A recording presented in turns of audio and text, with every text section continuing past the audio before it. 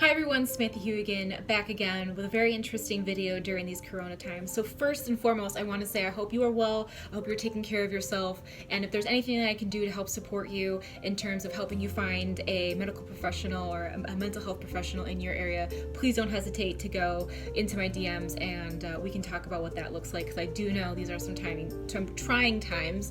And with that said, it's going to be an awkward transition because I've tried to film this video so many times over the last few days, but I think now more than ever we need art and we need escapism as a tool, not something to just, forget about everything that's going on, but as a tool for self-care, as a tool for just, again, an escape from all of the news, all of the discussion, all of the uncertainty. And so I want to talk to you about my third book, Stardust Emerging, which is out April 16th. And I know you're like, bitch, what are you doing? Why are you promoting a book at this time? Because I truly believe that we need art, and I think we need artists, and I think we need creative energy out there for anyone who is dealing with what's going on, who needs a outlet. I know I am really turning to books and movies and TV. I know many of you are doing the same. And so why not talk about art? And writing is a form of art.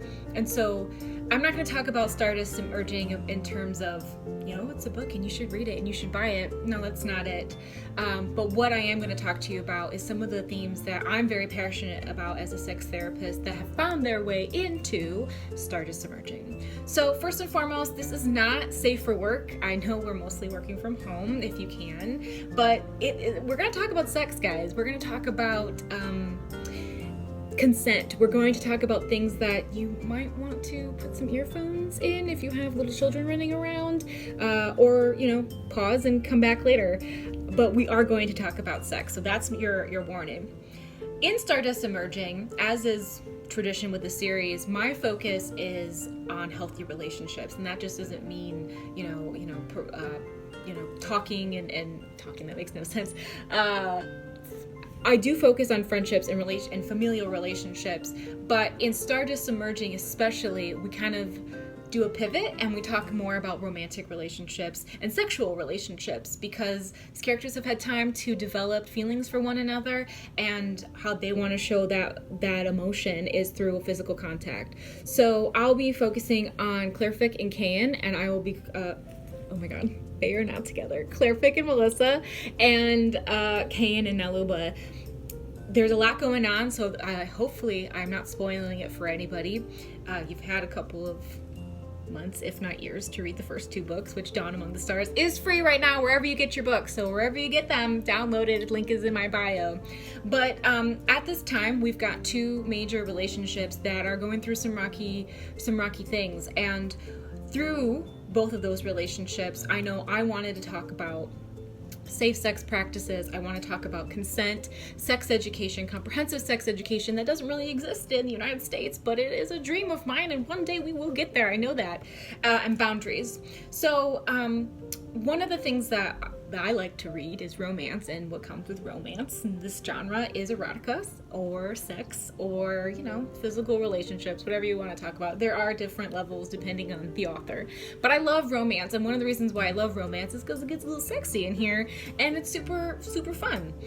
But the one thing that I saw that was missing a lot in these different books was consent. Literally, most of the male characters, and I'm going to be heteronormative for a second, but most of the male characters just rolled up and were like, girl, I'm going to kiss you. If they were even lucky enough to have a warning of, girl, I'm going to kiss you.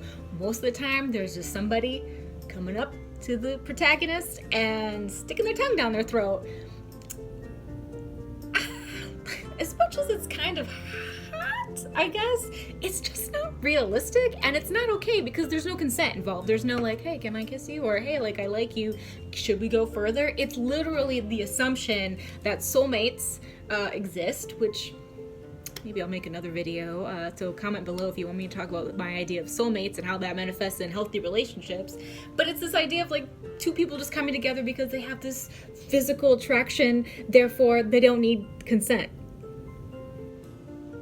No, y'all, there's always a need for consent, and consent can be sexy. You can ask permission in a way that is a great turn on. You can, check in with your partner on boundaries. And that's another thing that I think the Starless series does a really good job with, is asking and talking and not just assuming everybody's on the same page. And I know I depicted this mostly between a human and an alien, but it is the perfect way of introducing this idea of, you can talk about boundaries and still everybody's respecting them and everybody knows where everybody stands. You can talk about consent and, again, respecting that and knowing where everybody stands. And then having discussions that make sense for the pair or more, right? In the Starless series, nobody's polyamorous yet. Who knows? The day is young. But at this time, they are a monogamous set.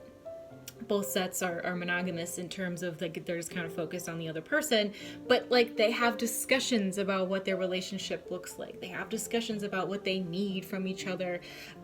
Yeah, we left Fate and Starlight with a little bit of a breakup on one of the pairs, and what happens in Stardust Emerging? I don't know. Gotta pick it up and read it and figure it out. But there is a discussion. There's discussion about consent, boundaries, all of it. And it's so paramount in a healthy relationship. If you don't have that, you don't have a healthy relationship. There, I said it. Sorry. Come for me in my DMs. I don't give a shit.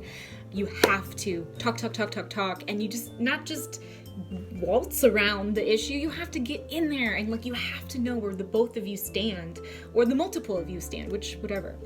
The other thing is sex education. One of the things that I liked that I did, because I never saw it in any of the books that I was reading, was sex education. And now I don't bore you with, like, the intricacies of it all, but I have the characters talk about it in terms of, like, what they need to know about a human body and what they need to know about a Lemurgian body. And so with that conversation, it can get a little sexy, right? Like, it's something that people need to know about. And I think that is I think it's a good example of what we need in this world, because there's still people who don't believe in the clitoris, and there's still people who think that there's two forms of a female orgasm. Fight me on it, there's not. Or people not knowing what things do in the female body or male body, or, like, how to make a baby. They got that stick it in part, but how else does it work? And so what I wanted to do is have a comprehensive sex ed discussion between characters. I always want to call them clients, you guys. Like, why? Why do I want to call them clients? Maybe because I see my work in the series. I have no idea. But my characters are a way for me to talk about these issues that I'm super passionate about in a way that can be interesting for the reader, because, you know, I used to teach, right? I used to teach at Kennesaw State University, go Owls, and I just knew that people weren't taking in textbook information. And so I wanted to have something that was interesting, that was still getting the information across, but in a story-like format. And it just warms my heart when people tell me, you know, I learned something about healthy relationships through your characters, or, you know, I didn't realize that consent could be so fun. And I'm like, yeah, because we don't talk about it, because we always think consent is boring. And it's not. It's paramount. Even if you've been in a long-term committed relationship for many moons, you still have to have consent. You still have to have discussion. And perhaps even, you know, some sex ed pops up. Because bodies are weird and they do crazy, interesting things. So we have to talk about it. Whew. I just get so passionate, and I just love it so much, you guys. I just love it. I think writing the Starless series is just a way for me to take things that I talk about in session and give them to you, the general public, who can't maybe see me as a therapist. So, like I said, Dawn Among the Stars is free wherever you get books. Wherever you know, Barnes & Noble, the Kindle, the iBooks, you know, whatever. Wherever you get a book, you can get Dawn Among the Stars now for free. Again, link in my bio. And, Stardust Emerging, the third installment of the Starless series, comes out on April 16th. You can pre-order it. That link is in the bio as well. And let me tell you, it is a dream come true. So thank you all who have purchased, who read, who write reviews, who talk to me about it. None of this would be possible without you. So thank you so much for coming along this journey with me. And as is always, like, follow, slide into my DMs if you want to talk about stuff. I don't care. We need each other more than ever now. So please take care of yourself out there. Don't forget to wash your hands. And until next time, let's keep reaching for the stars together. Thank you from the bottom of my heart. I hope you stayed until the very end of the long video, but I hope you learned something in the end too. So take care of yourself. Until next time. Bye-bye.